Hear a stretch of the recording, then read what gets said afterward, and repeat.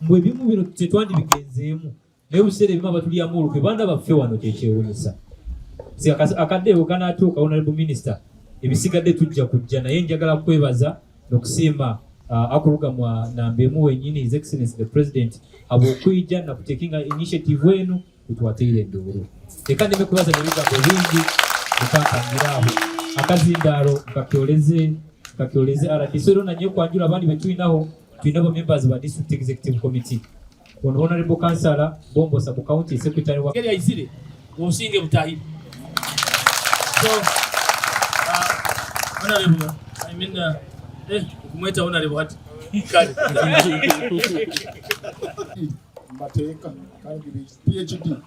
degree okubanza degree ya kabiri degree ya kasatu hamu n'omukulu wakujja kwanjula wewe enka omanyire muno kandi omuntu wamaani muno abataka babigana mwasiba muti banyeta mulani tumusiime munganyire kambaze boleke mukulu mungu kuisana nikayinyirukia abantu abakuli itaka lya kuli olunga basikaja bakwata mungu ngenda yao na polisi wabapera polisi niko kuba muti nikayinyikira tumu President akatoa usogozi bara DC abwachi tutakoyambisa kuyamba abantu so wetu ona minister kyasabiti nkaba mugenyi mukuru ekyahoyire bigando hano bakanyeta kuba mugenyi mukuru tukura ebintu bya church kuombeka church chairman LC1 yayemere yangamba hana leki hapa ikyatungirwe kikavalinga ebyalo bibiri nyamuraganiza nja kubahimba na timu yao mbatore wa minister obiitaka atuyambe wetu kwenda kusima okaikiriza watu meetinga abantu bakaba baingi muno haruna ba members wa parliament kuga hali wetu minister akabanza kweta ito kandi yaturaganiza aja kuija kanda izire tumuongere ngalo za maji Oda minister nkabanta manyire ntihana areki hapa baitu rebaje ntungege simu ku London our professor Judith na agamba nyowe nyikobere nabataka bahano kwibitaka lyabo ntikani ntachi planning ekubale myaka nyingi nyamugamba professor Murambo kusomesa mu London University abakino baze bisubo nyowe kabantene kimanyire oyiro bunyagendere just last week abataka nione bakibaza so on record nkabatene kimanyire until chairman ogu obukikyo bali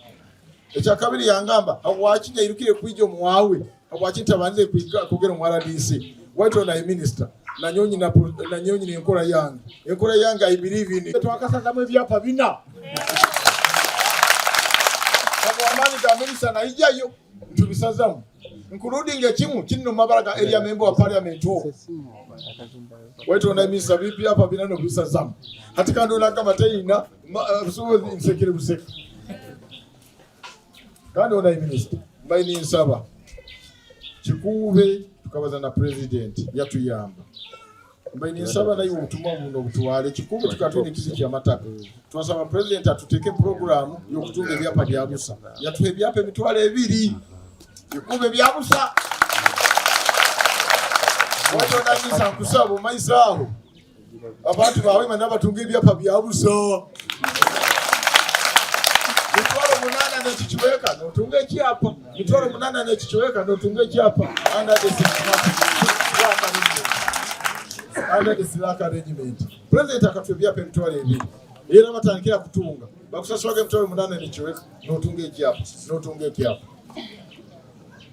bija kuja nikuwe vya pana wewe mwana ile mtunulia muntu nulile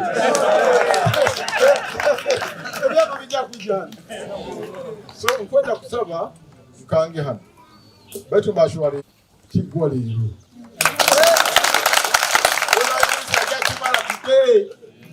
kandi tujakonde mpaka chikozere ki kama babindi I would even request but to you can tware na kumbe babawadde emitwalo 2 fe batuwe emitwalo 4. Because under that program, the problem that we are facing in Hoima would reduce. Because you have seen what is happening here. If we had, those people have their own titles, we would solve that problem. The same is here. The same is in all these parts of Hoima. I think Hoima has become mukujimanya hot cake. It is a hot cake.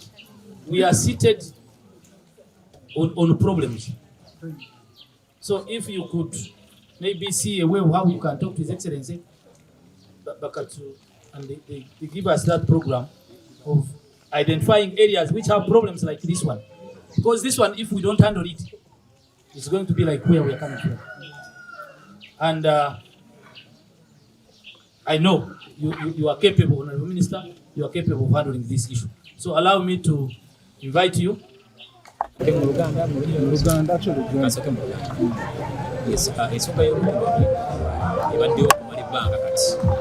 Mabega kawo twaliyo ne tukwata ba UPDF babiri abali bali deployed okutulugunya abantu